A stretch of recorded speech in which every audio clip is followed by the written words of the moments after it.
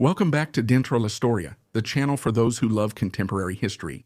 Today we're going to tell you about a figure who passed through history, specifically the history of the 20th century, like a knife through butter, but was able to leave traces and also disappear into thin air. He left behind the memory of a ruthless, efficient man, capable of evading justice in a way that almost mocked it. This is the story of a German who, at a young age, became the most trusted, essential, and capable collaborator of one of the great monsters of Nazism, Adolf Eichmann, and who, in the post-war period, managed so many times to get away with it, even avoiding being killed, becoming not the Scarlet Pimpernel, but the Black Pimpernel of Nazism itself, starting with a particular name by which he was known in Germany between 1948 and 1954. A name that means restricted service, and in that name, or rather that surname, Schmaldienst, Alois Schmaldienst, we find the ultimate mockery of a true monster who has repeatedly found new masters for his criminal activities. Today we talk about Alois Brunner, Nazism's Black Pimpernel, the last war criminal truly able to escape justice to the end and continue to put his horrible methods into practice. Between 1948 and 1954, many trucks traveled the German autobahns from Munich through Austria to Italy. Merano, Bolzano, Milan, Genoa, Rome, these are the final destinations. On board those trucks are human cargo, fugitives, Nazis who want to rebuild their lives elsewhere. Some escape to South America, some to Spain, some go to the Middle East. Driving those trucks are either complicit drivers or other criminals who have obtained a false identity, and thanks to that, they continue to be valuable. One of them calls himself Alois Schmaldienst, which means Louis Limited Service, because in fact what that truck driver offers is a limited service. He doesn't transport just anyone. He only transports those entrusted to him by the various Nazi sabotage networks. And he himself is a fugitive. His real name is Alois Brunner, and he can't show up under his real name because if he did, he would be immediately arrested. He's at the top of the most wanted list of all the victorious powers of World War II. For what reason? Because Alois Brunner, SS Aufsturmführer, SS captain and member of the Reich Security Main Office within the Gestapo, had been the right-hand man of Adolf Eichmann. He had commanded an extremely and sadly notorious transit camp, the one at Drancy outside Paris, and he had caused the deaths of tens of thousands of Jews. Alois Brunner had become a wanted man precisely because of everything he had done before. He came from a fairly ordinary family in Was, Austria. Today the city is called Rollbrunn. Son of Joseph Brunner and Anne Cruz, he joined the local Nazi party and the SA at the very young age of 16. Organizations that were illegal in Austria before the Anschluss. For this reason as well, in 1933, at the age of 21, Brunner fled to Germany, where he joined another paramilitary group, the Austrian Legion, a Nazi group. He returned home to Austria only after the Anschluss in 1938, volunteering for the SS and being assigned to the staff of the Central Office for Jewish Immigration in Vienna. Between 1938 and 1939, part of the Nazi doctrine still called for resettlement, that is, the possibility of concentrating the Jewish population in a limited territory, a sort of reservation, like those for Native Americans, from which the population would not be allowed to leave. This is the so-called Nisko Plan, which meant creating a territory around the city of Nisko, in Poland, where 1,500 Jews deported from Vienna would be gathered. The operation fails within a few weeks. It is Eichmann himself who had become Brunner's direct superior, who puts an end to the plan. It doesn't work. It's not the solution. From that moment on, Brunner takes on a different task. He handles deportations. He is the one who draws up the train schedules for the trains leaving from Vienna, stopping at Theresienstadt, and from there to Riga, the place chosen by the RSHA for the extermination of German and Austrian Jews. Brunner is particularly appreciated by his superiors. He is efficient, methodical, and very attentive and punctual. In October 1942, the Brunner method, as it is called at Prince Albertstrasse, is applied to the entire extermination machine. But Brunner is not destined to stay behind a desk for his whole life. In mid-1943, he is promoted and first sent to France, to Drancy. It is a transit camp, an internment camp. At Drancy, the SS gather the captured French Jews, both from the occupied zone and from what was once Vichy France. Drancy, a hellish place. Brunner organizes the deportations, but while he is there, in Drancy, in Paris, he also continues to oversee the work sent to him by his old superior, Eichmann, from Berlin. So in addition to the French Jews, he has another 43,000 Jews deported from Vienna and 46,000 from Thessaloniki. They land in France, but Brunner remains unfazed.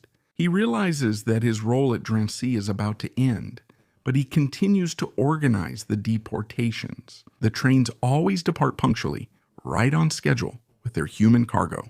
The last train leaves Drancy on August 17, 1944. On board is also Brunner, who, just a few weeks earlier, sent off the last shipment. 1,327 children. None of them will return alive from Auschwitz.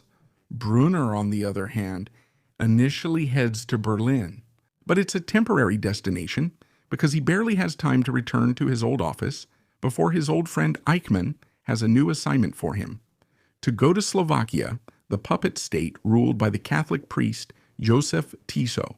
In Slovakia, Brunner has to oversee the destruction of the local Jewish community. And he does it. He does it very clearly. In a methodical, clear way. He leaves no one alive, no one free. He has them all deported to Theresienstadt, to Bergen-Belsen, Sachsenhausen, to Auschwitz. Slovakia, before the Soviet troops arrive, must have no more Jews. And Brunner, coordinating with the local Gestapo, succeeds. He has those who are already in the ghettos, those who are already in the camps deported, but he also orders continuous raids, especially against the resistance, because many Jews who have gone into hiding are working with the partisans to sabotage the German supply lines. In March 1945, Brunner is in Berlin. He knows that the 1,000-year Reich is ending in an inglorious way, and he doesn't want to get caught up in it. He has an advantage over many of his fellow soldiers. Like another notorious future fugitive, Joseph Mengele, he doesn't have the SS blood group tattoo under his arm. It's an advantage because it means he can blend in more easily with the German refugees. He can pretend to be someone else, and in the end, that's exactly what he does, but that's not all. He also manages to slip through the net of Allied justice, because there is someone with a very similar name to his, and he gets mistaken for him. His near namesake is Anton Brunner, another butcher who is arrested, executed, and hanged. Having an advantage in the form of not having a tattoo, and a second advantage in the form of a trial already held, make Alois Brunner a man who is relatively free to move around. For this reason, he manages to get a new assignment, and shortly after, by lying about his identity, he gets a new last name, Schmaldienst, which means restricted service. And with that last name, he first works again as a truck driver for the United States Army. He mainly transports supplies. And then he starts working for Odessa, transporting human cargo, fugitives who, hidden in his truck, cross borders and head toward a new life in South America, Spain, or the Middle East. But Alois Brunner's relative paradise is not eternal. In 1954, the French authorities reopen his case. They realize they haven't found the right Brunner and start investigating. Brunner understands that something is wrong. His friends in the police inform him, and in 1954, he escapes from West Germany. He retraces the old route. He has a Red Cross passport or another name. This allows him to pass through the monasteries. From the monasteries, he moves to South Tyrol. From there, to Rome. In Rome, he chooses a different destination. He doesn't go to South America like all the others because he thinks that the checkpoints for boarding to Brazil, Uruguay, and Argentina are monitored. He embarks for Egypt. Egypt had just undergone a regime change from King Farouk to the free officers, and then to Gamal Abdel Nasser. When he arrives in Cairo, Brunner builds a new life for himself. There is a small Nazi community there, a community that would be infiltrated by the Mossad, as we have already seen in another video through Wolfgang Lotz, but in Cairo. Brunner initially keeps his distance from the other Germans. He doesn't trust anyone, fearing there might be a spy or an informant. He dedicates himself to arms trafficking, an activity that is convenient for Nasser's regime. And it is actually a Nasserite officer who introduces that former Nazi to the Syrians. During the period when Egypt and Syria experiment with the so-called United Arab Republic, an experiment destined to collapse in the short term, Brunner prefers to move to Damascus, and here he adopts another pseudonym. Dr. Georg Fischer, air doctor, receives a beautiful apartment in Damascus, in the most elegant area of the city, and shortly after that, he becomes close to Hafez al-Assad, the Ba'athist, who overthrows the government and establishes a family dictatorship. In Damascus, Dr. Georg Fischer is officially a government consultant. In reality, Brunner, also known as Fischer, provides consulting to Assad's security apparatus. His security approach is based on the anti-guerrilla techniques he learned in Slovakia against the partisans and on interrogation methods. Torture. Brunner had been invited while he was commander at Drancy to the Gestapo headquarters in Paris on Rue Foch. He had also witnessed the methods used by the Gestapo against the White Rabbit, Lieutenant Colonel Joe Thomas, whom we've already talked about. You can find the video on the channel. He had seen how to carry out torture. He had learned the methods, and from the 1960s until the early 1980s, he repeated them. All this for the benefit of the Syrians, who are pleased with their advisor living in Abu Rumane, perhaps the most beautiful neighborhood in Damascus. But every now and then, even that neighborhood is shaken by unusual incidents. In 1961 and in 1980, letters arrive in Georg Fischer's mailbox. They are letter bombs. While the French are taking longer and longer to figure out where Alois Brunner has gone, the Israelis have already achieved what they wanted. They have the address, they have the identity, and they decide to take action. They can't send a Kaidan team to Damascus to kidnap Fischer, also known as Brunner. It's too risky. There would be no way to get him across the border. A letter bomb is better. A direct assassination attempt is better. The first letter is still in the experimental phase. It's one of the letter bombs that will later be used against the Nazi scientists in Nasser's missile program. We've already told you about this in the video about Operation Damocles. The first letter bomb explodes in Brunner's face in 1961. He loses an eye, which is first covered with a patch and then replaced with a glass prosthesis. In 1980, Mossad tries again. They try to send him a package because investigations conducted by Israeli spies lead to Munich, where Brunner had purchased medicinal products by mail order. Brunner buys herbs for his infusions, and for this reason, Mossad intercepts a package and tries to replace it with an explosive device. But the package is too big. It can't fit in the mailbox, and the mailman might notice. So they go back to using the envelope, still with the pharmaceutical company's logo. And this envelope, more powerful than the previous one, cost Brunner 3 fingers. These assassination attempts are officially classified by the Syrian police as anonymous attacks. In reality, the Syrian regime knows very well who Brunner is, what he is doing, and who might want him dead. But starting from the late 1980s, there is also someone else who is taking an interest in Brunner. For example, there is East Germany, the GDR, which on at least 2 occasions submits a formal request for arrest and extradition to the Syrian government. After all, relations between the GDR and Syria are facilitated by the fact that both are within Moscow's sphere of influence. But Syria hesitates, pretending not to notice. They declare themselves willing to arrest Brunner, but only if there is concrete evidence. Concrete evidence proving that Dr. Georg Fischer is actually Alois Brunner. Evidence that never arrives. In the meantime, Interpol also gets involved. In August 1987, the so-called Red Notice is issued.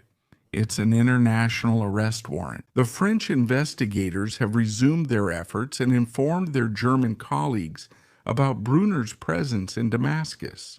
Most likely, After failing the second assassination attempt, the Israeli Mossad handed over the documents in their possession to the SDC's successors. And from here, a new attempt at arrest and extradition begins. A trial is held in France, and within that trial on March 2, 2001, Alois Brunner is declared guilty in absentia of crimes against humanity, for example. The arrest and deportation of 345 orphans from the Paris region is enough to warrant a life sentence. But Brunner doesn't care. He continues to lie low in his house in Damascus, knowing well that he is protected, at least until the Assad regime no longer considers him a welcome guest. From that moment, Brunner is moved from his elegant apartment to a basement guarded by 2 guards. He is now an elderly maimed man.